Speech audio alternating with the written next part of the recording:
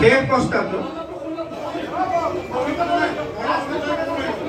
আৰে প্ৰস্তাৱটো শুনি লওক, তাৰপিছত কিবা থাকিলে আৰু যদি গ্ৰহণযোগ্য হয় কৰা যাব।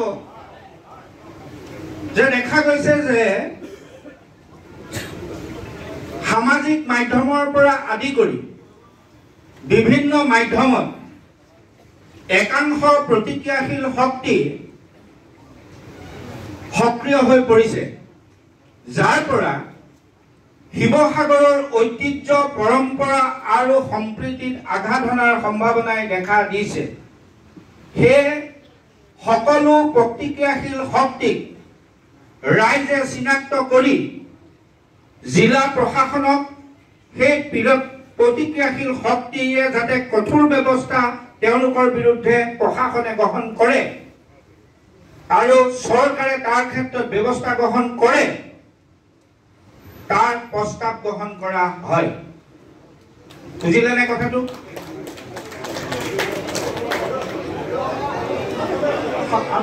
আমি সাৰ অংশটো বুজি পাইছো, কিন্তু শব্দাংশটোৰ কিছু সাল সলনি কৰিব লাগিব। মানে কথাটো এনেকে, আপোনালোকে বুজাটো অসুবিধা হ'ব পাৰে, মই চামাৰিটো কৈ দিছো যে একাংশ প্ৰতিক্ৰিয়াশীল শক্তিয়ে যি পক্ষৰে নহওক সামাজিক মাধ্যমত কিছুমান উচতনিমূলক বাক্য প্ৰয়োগ কৰিছে, পোষ্ট দিছে বা বিভিন্ন মাধ্যমত প্ৰচাৰ কৰিছে। সেই প্ৰতিক্ৰিয়াশীল চক্ৰটোৰ বাবে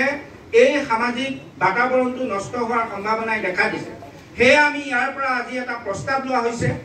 চৰকাৰ আৰু প্ৰশাসনক দাবী জনোৱা হৈছে যে সেই প্ৰতিক্ৰিয়াশীল চক্ৰটোক চিনাক্ত কৰক আৰু এনেকুৱা ধৰণৰ যিবিলাক কুকাৰ্য সেইবিলাক কাৰ্য কৰিব নোৱাৰাকৈ ব্যৱস্থা গ্ৰহণ কৰক। এইটোৱে কথা।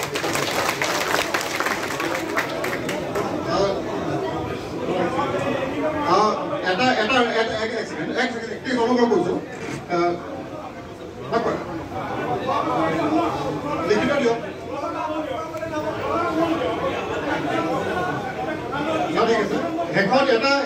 এটা প্ৰস্তাৱ তেওঁলোকৰ ফালৰ পৰা আহিছে।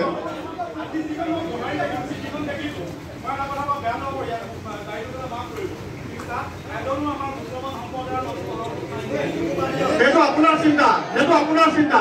সেইটো আপোনাৰ চিন্তা, সেইটো হিন্দু সেইটো আপুনি আনিছে, সেইটো আপুনি আনিছে, সেইটো আপোনাৰ চিন্তা।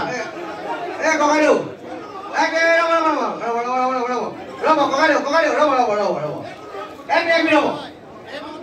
আমি কথাটো শুনক, কথাটো শুনক, কথাটো শুনক। দাদা দাদা দাদা এই দাদা দাদা এক মিনিট কথাটো শুনক, কথাটো শুনক। সভাখন কেলে আৰম্ভ কৰিছো যে নহয় অসমত অসমীয়া থলগিৰি ৰাইজৰ প্ৰভুত্ব অখণ্ডতা অনাদি অনন্তকালে থাকিব লাগিব, প্ৰথম কথা। দ্বিতীয় কথা, সমস্যাৰ প্ৰশ্নমূলক চিনটো উদ্বেগ ক'ৰ পৰা হৈছে? অনন্তদা তেখেতে শুনিব দিয়ক আপোনাৰ কথাটো। অনন্তদা কথাটো শুনিব দিয়ক।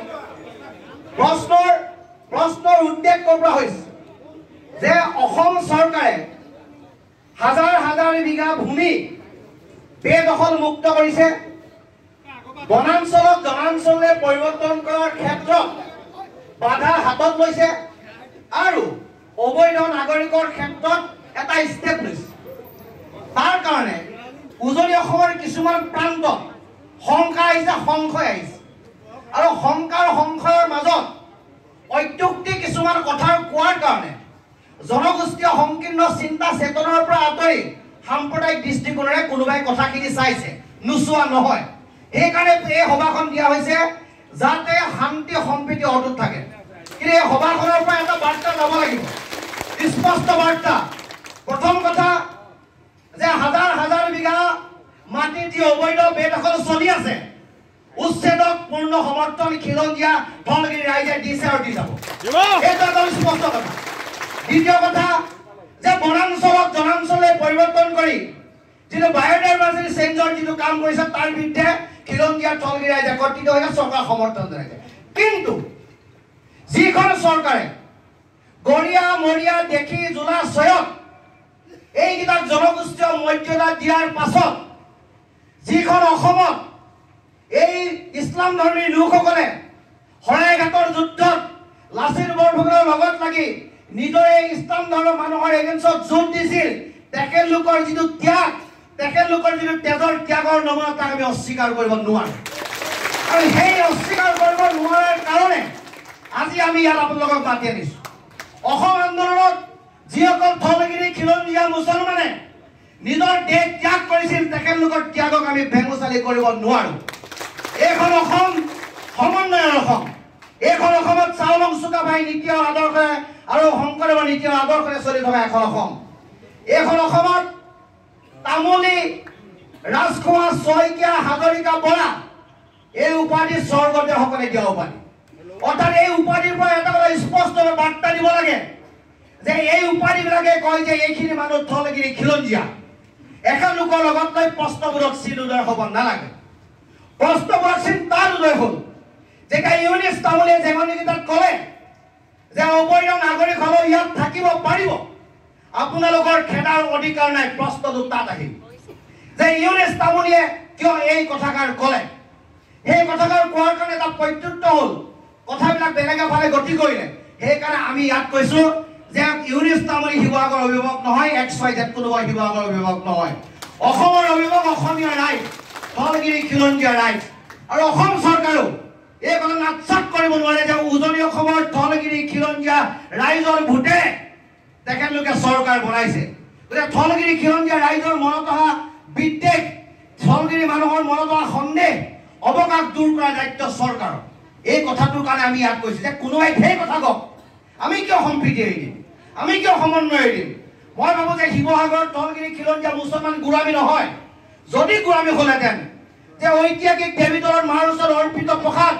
যিটো প্ৰসাদৰ ৰঙা ফুট লগা হয় বলি ছাগলী মুছলমানৰ ঘৰলৈ দিওঁতে আন্তৰিকতাৰে গ্ৰহণ কৰে মই শিৱদৌলৰ ছেক্ৰেটাৰী হিচাপে কৈছোঁ সেইটো সম্প্ৰীতি আৰু য'ত আজানবী দৰগাহ আছে সেই আজানবী দৰগাহ হোৱাৰ ঠাইত আপোনালোকে য'ত কাম কৰি আছে তাত শ শ হিন্দু মানুহে তাৰ আৱেষ্টনীৰ ভিতৰত সেই সম্পদটো সুৰক্ষিত কৰিছে গতিকে শিৱসাগৰীয়া ৰাইজ সংকীৰ্ণ নহয় শিৱসাগৰীয়া সাম্প্ৰদায়িক নহয় শিৱসাগৰীয়া ৰাইজে এই কথাবোৰ বিশ্বাস নকৰে কিন্তু এখিনি মানুহে যদি সন্দেহযুক্ত মানুহক ঘৰত যদি স্থান দিছে সেইটো জাতিটোৰ কাৰণে দুৰ্ভাগ্যজনক কথা এখিনি মানুহে জানিও যদি ধৰ্মৰ কথা কৈ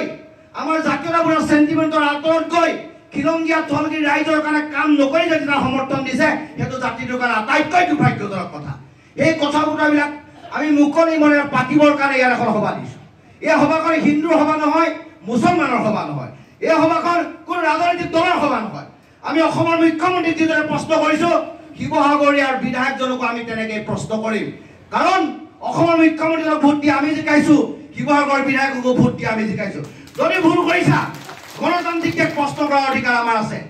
শিৱসাগৰ এনেকুৱা পৰিৱেশ হৈছে আহা তুমি শিৱসাগৰ নগৰৰ মাজমজিয়াত থাকি জাতি বৰ্ণ ধৰ্ম নিৰ্বিশেষে ডিচিক লৈ এছপিক লৈ তুমি এনেকুৱা এখন সভা দিব লাগিছিল কিয় তুমি দিয়া নাই তাৰ প্ৰশ্ন আমি সুধিব লাগিব অসমৰ মুখ্যমন্ত্ৰীৰ আগত আমি প্ৰশ্ন সুধিব লাগিব যে আপুনি এনেকুৱা পৰিৱেশ উজনি অসমত বিৰাজ কৰিবলৈ আপুনি কৈছে নেকি যদি কৈছে শান্তি সম্প্ৰীতিৰ অসমত অশান্তিৰ বীজ ৰোপণ হ'ব থলগিৰি খিলঞ্জীয়া ৰাইজে জীয়াই থকাৰ কাৰণে হাৱাজুই খাব লাগিব থলগিৰি খিলঞ্জীয়া ৰাইজৰ ওচৰৰ পৰা সকলোবিলাক অধিকাৰ গুচি গৈছে নামনি অসমৰ প্ৰান্তত অবাস্তৱ সত্য কথা মই কমেই হাজাৰ মানুহৰ আগত কম নামনি অসমৰ পৰিৱেশ পৰিস্থিতি বেলেগ নামনি অসমৰ পৰিৱেশ সম্পূৰ্ণভাৱে বেলেগ তাৰে উজনি অসমৰ যে পৰিৱেশ পৰিস্থিতি বেলেগ নহওক তাৰ কাৰণে আমি কাৰ্য ব্যৱস্থা হাতত লৈছোঁ আৰু যিসকলে ব্যক্তিয়ে কথাবিলাক কৈ আছে দলৰ কাৰণে কথাবিলাক অযুক্তিকৰ কথা নহয় কোনোবাই অযুক্তি ক'ব পাৰে কোনোবাই বেছিকৈ কথা ক'ব পাৰে কিন্তু বাস্তৱটো দলিয়াই দিব পৰা কথা নহয় যে বাস্তৱটো স্বীকাৰ কৰিবলৈ সকলোৱে শিকিব লাগিব ইয়াৰ ৰাজনৈতিক দলৰ মিটিং নহয় ইয়াত কোনো সংগঠনৰ মিটিং মই বসন্ত গৈ মই সংগঠনৰ নেতা হিচাপে কথাটো কোৱা নাই মোক নেতাই মানিব নালাগে আৰু মই কোৱা কথাটো কাৰণে যদি মোক কোনোবাই সমালোচনা কৰে কোনোবাই কয় যদি ই বিদ্বেষী আমুক আমুক তামুক মই হাজাৰবাৰ সমালোচনা সন্মুখীন সক্ষম হ'ম কিয়নো এইখন শিৱসাগৰ সমন্বয় শিৱসাগৰ ৰংঘৰত যেতিয়া বিহু পতা যায় সকলোৱে মিলি জুলি চুৰিয়া পিন্ধি বিহু পাতোঁ তাত কোনো ধৰণে নকয় যে কোন কোচ কোন কলিতা কোন মৰাণ কোন গোসাঁই কোন কি ইছলাম কোন হিন্দু এই ধৰণৰ কথা পতাৰ স্থান নাপায় গতিকে আহক আপোনালোকৰ মনত ক'ৰবাত কেৰুণ আছে নেকি এই কেৰুণটো নিদিব